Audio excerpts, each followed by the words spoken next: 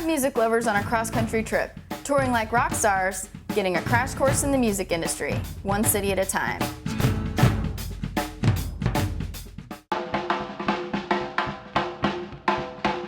When I heard I was going to New Orleans, I was like, ah!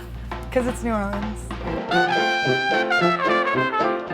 I wanted to hear some jazz, you know, maybe meet some jazz people, eat some jazz food, play some jazz flute.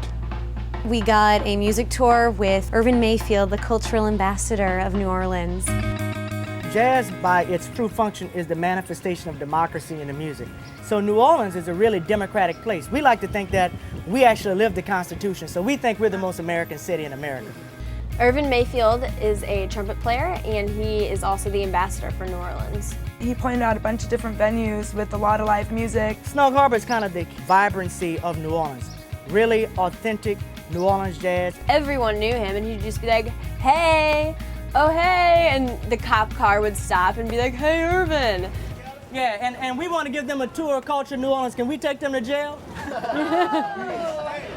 want it done, it can be done. Do a lot of vocalists come here to sit in, or primarily is this a town for musicians? Interestingly enough, most of the New Orleans musicians are vocalists. So we don't really separate vocalists from artists. He definitely gave us a good tour and talked up his city, so I'm convinced that it's definitely one of the best cities in the country. After that, we went to the Musicians Village. The Musicians Village is 72 homes for musicians that had trouble during Katrina. We've got people who play with the symphony, we've got people who play rap, jazz, blues, anything and everything. You see every genre down the block. The biggest thing we want everybody to realize is that this is going to help keep the music here in the city. Because right after the storm, that was one of the big issues we had. What happens if you walk down Bourbon Street and there's nothing coming out of the doors of all the music establishments? This we were hoping would be a good chance to keep musicians here in town, you know, keep the music alive.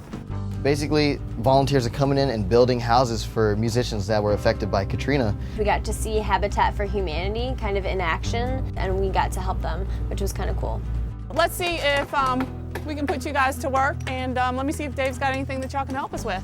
I was given the job of filling nail holes with putty so that, you know, the nail holes weren't visible anymore. Boom, perfect.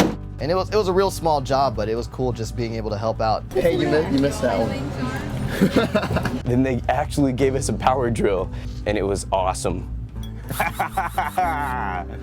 My job was laying this blue tarp-like stuff in order to keep moisture out of the house. Okay, this is crazy. Being in there and, you know, getting my hands dirty was actually a really good experience, and I'm glad that we made the stop. It wasn't all about us that day, and that was perfectly fine with me.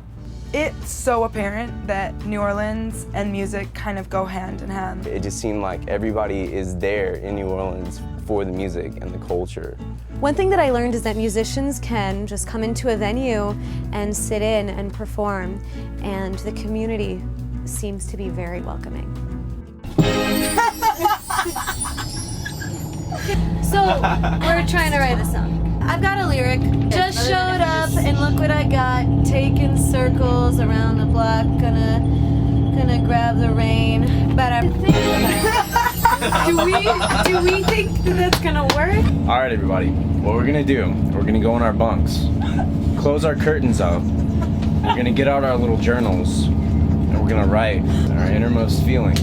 Whenever we have our innermost feelings written down, we then collaborate. We make this song tomorrow. It's gonna be a hit on the radio. That's all there is to it. Yeah, we know the direction we want to go in. Go. We need to get there, and we will. So right now, we're like a couple steps in. Next on the tour, we're heading out to Florida, so I'm expecting beaches and music in Miami. Bienvenido a Miami. It's a Will Smith song. Next on Ragged Road. We're a rock band, we're songwriters, we're DJs. The group said to us, write us a hook. It's like a 5-part hook right there. And I was left with the decision to sort of cut people out